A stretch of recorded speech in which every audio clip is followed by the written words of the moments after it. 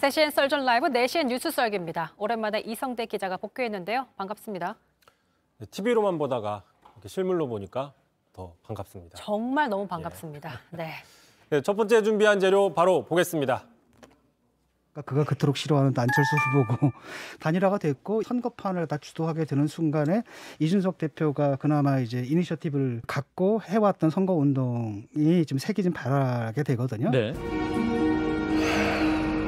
이러면 완전히 나가린다. 자, 이준석 실컷 차려놓은 밥상 안철수에 뺏기나?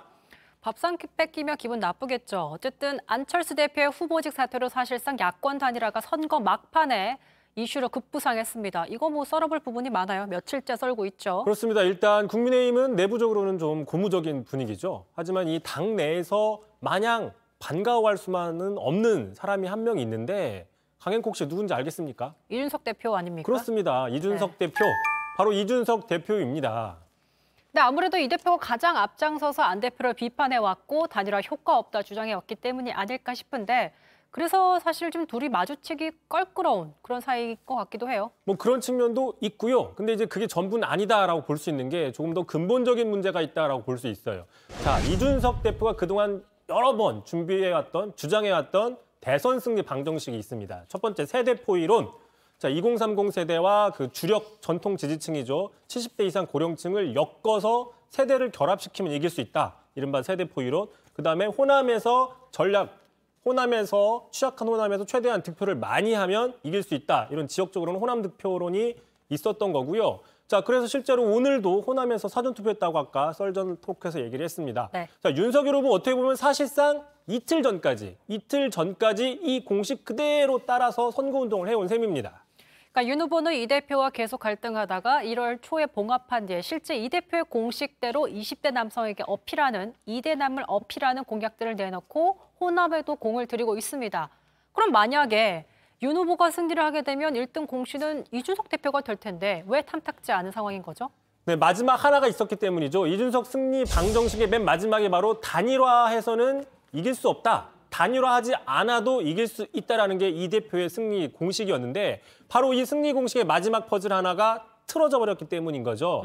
이 때문에 대선에 승리하더라도 이 공이 이준석 대표 전부가 아니라 안철수 대표는 물론 또 단일화를 성사시키는데 그 물밑에서 역할을 했던 이른바 윤핵관들도 골고루 나눠 가질 가능성이 있다. 자, 이준석 대표 같은 경우에는 단일화 종국에서 사실상 배제된 걸로 알려져 있었거든요. 자, 그러다 보니까 단일화의 파급 효과에 대해서도 이 대표는 좀 냉정하게 평가를 하고 있습니다. 자세히 한번 들어보시죠. 안철수 후보가 아무리 저희에 대한 지지선을 하신다 하더라도 안철수 대표랑 정청에 뭐 끝까지 안 하시는 표도 있는 걸로 판단됩니다. 득표율이 몇 프로 가산될 거냐 이런 걸 따지기보다는 선거 막판에 어쨌든 이슈를 저희가 독점하는 의미에서 그러니까 어쨌든 단일화로 인해서 구체적인 수치가 합산되는 것보다는 상징적 의미가 더 크다 이렇게 해석을 하고 있는 것 같아요. 그렇습니다. 일단 이 대표 입장에서는요. 대선에서 뭐 지게 되면 말할 것도 없이 사퇴를 할 수밖에 없을 수 있어요. 하지만 이기더라도 말씀드린 것처럼 그 공을 오롯이 인정받지 못하고 나눠 가져야 된다. 그런데 그 대상이 바로 자신이 그동안 끊임없이 비판하고 공격해온 안철수 대표와 나눠 가져야 된다. 이런 측면이 좀 당황스럽다라는 거고요. 자, 그러다 보니까 이제 제가 말씀드린 것처럼 이준석 대표가 그동안 실컷 밥상을 차려놨는데 대선 승리를 위한 밥상을 차려놨는데 막판에 안철수 대표가 뺏어갈 수 있다. 뭐 이렇게 이준석 대표 입장에서는 우려를 할 수 있다라는 거고요. 자, 또 하나 있습니다. 안철수 대표만 있는 게 아니라 아까 말씀드린 대로 단일화가 성사된 그 막판 물밑 주역이 바로 윤핵관이 있거든요. 당장 오늘 윤 후보가 부산 뉴스에서 이렇게 얘기를 했습니다. 자, 장제원 의원이 자신이 대선 후보가 될 수 있도록 가장 큰 역할을 했다라고 얘기를 했는데요. 또 구체적으로 얘기를 했는데 자신이 윤 후보가 정치에 처음 발을 들여놔서 아무것도 모를 때 자신을 가르쳐주고 이끌어주고 대선 후보가 될 수 있도록 가장 큰 역할을 한 사람이 바로 장제원 의원이다. 이렇게 얘기를 했습니다. 자, 그러다 보니까 아무래도 장제원 의원, 윤핵관으로서 이준석 대표와 그동안 껄끄러운 관계 여러 차례 보였잖아요. 자, 그런데 이제 대선 막판에 와서는 그런 윤핵관을 공개적인 자리에서 그 공모를 공개적으로 치하하는 상황. 자, 이 대표 입장에서는 좀 달갑지는 않죠. 안철수 대표의 윤핵관까지 윤떨관도 있습니다. 얼마 전에 제가 좀 챙겨드렸죠. 자, 그럼 이 대표는 대선 후 어떤 식으로든 입지가 축소될 수 있는 가능성이 있습니다. 그러니 벌써부터 안 대표를 비롯해서 윤핵관들을 견제하는 모습이 나오는 거다. 이렇게 해석하는 거죠? 그렇습니다. 그러다 보니까 당장 오늘 이런 얘기를 했습니다. 안철수 대표가 한 언론 인터뷰에서 자, 안철수 공동대표 체제에 대해서 들은 적도 없고 전혀 협의의 대상도 아니다라고 얘기를 했고요. 설사 안철수 대표 측과 합당을 하더라도 현재 이준석 단일 대표 체제에는 변화가 없을 걸로 보인다. 이렇게 얘기를 했습니다. 쉽게 얘기하면은 안철수 대표 당신이 국민의힘과 합당을 하든 말든 합당을 하게 될 경우에는 자, 당권 넘보지 말고 내각, 행정부로 가라. 만약에 대선에 이겼을 경우에 이런 주장인 거죠. 자, 하지만 과연 그렇게 될까? 만약에 말씀드린 것처럼 대선에 패배하게 되면 이준석 대표가 사퇴할 가능성이 있습니다. 네. 그러니까 본인이 버틴다고 해도 사퇴 당할 가능성이 있어요.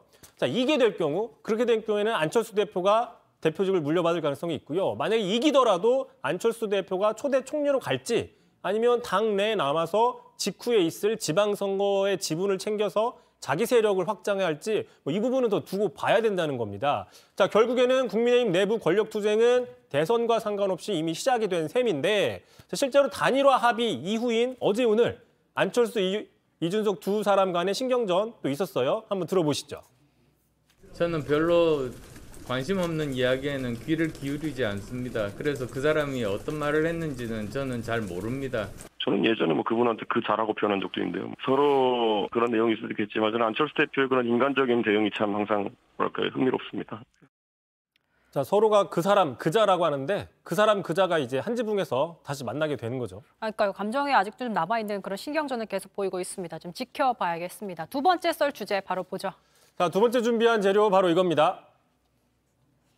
손익 계산이 너무 빨라요. 지도자는 때로 손해볼 줄도 알아야 되는데 뭐 다 아시잖아요. 다른 사람에 대한 그 눈치가 좀 없어요. 자, 계산적이거나 눈치가 없거나.